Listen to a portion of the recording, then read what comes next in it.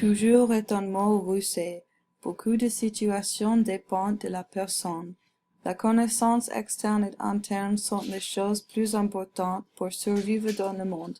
Si on ne réalise jamais leurs fautes, on ne peut pas grandir comme une personne. On doit comprendre les maux du monde et les bénéfices.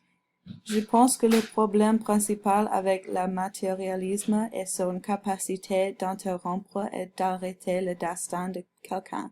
Par exemple, s'il joint l'esprit aux richesses, il serait trop heureux et le reste des hommes trop misérables.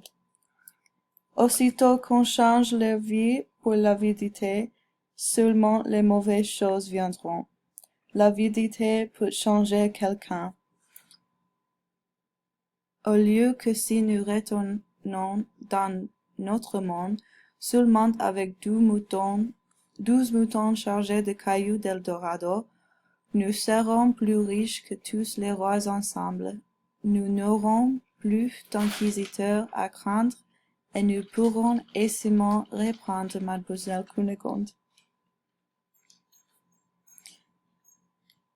La monnaie est une source de pouvoir dans les relations amoureuses. Laissez-moi seulement le temps, me dit-elle, de recevoir ses présents. Je vous jure qu'il ne pourra se vanter des avantages que je lui ai donnés sur moi, car je l'ai remis jusqu'à présent à la vie. Manon connaît le pouvoir et l'argent que parce qu'elle ne veut le pouvoir, elle ne veut que le pouvoir temporaire. Comment on comprend les mots dans le monde, mais aussi continue être un rêveur idéaliste. Anabaptiste Jogues dit: il faut bien, disait-il, que les hommes aient un peu corrompu la nature, car ils ne sont point nés loups et ils sont devenus loups. Il pense que sa situation change des avis du monde, mais tout le monde a une histoire tragique. S'il en trouve un seul qui n'était souvent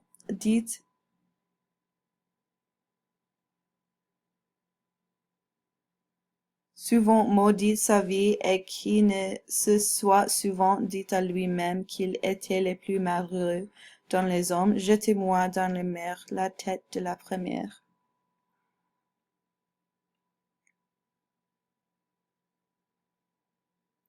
Et Tiberge rejette cette idée de nature sur nature complètement, car cette comparaison du terme de vos peines avec celui est proposé par la religion est une idée de plus libertine et de plus monstrueuse. Tiberge place le libertinage et la monstruosité à la même niveau.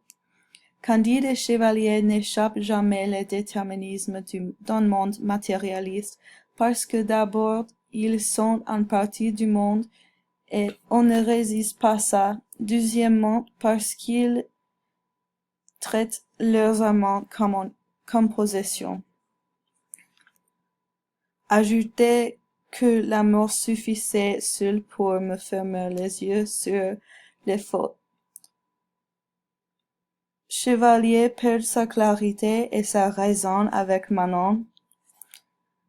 J'étais si éloigné d'avoir cette force barbare que, passant d'un couple à l'extrémité opposée, je retournai vers elle, ou plutôt je m'y précipitai sans réflexion, et je la pris entre mes bras, je lui donnai 1000 tendres baisers, je lui demandai pardon de mon emportement, et je confessai que j'étais un brutal. L'amour est un oxymore. Par quelle fatalité, disais-je, suis-je devenu si criminel? L'amour est une passion innocente. Comment s'est-il changé pour moi en une source de misère et de désordre? Mais peut-être l'amour est plus profond que superficiel. Quand Candide voit Cunégonde, les yeux éraillés, la gorge sèche, les joues ridées, les bras rouges et écaillés. Il aime quand même. En tout, chevaliers et candides se font leurs chagrins et douleurs sur eux-mêmes. C'est impossible d'échapper au monde qu'ils nous ont créé. Tout ce monde ne pouvons faire et garder notre tête et cœur. Ne mettre personne pour une femme et entendre toujours au personnage latéral. J'espère que Prévost et Vautelle guériront des blessures de l'amour et qui les a blessés.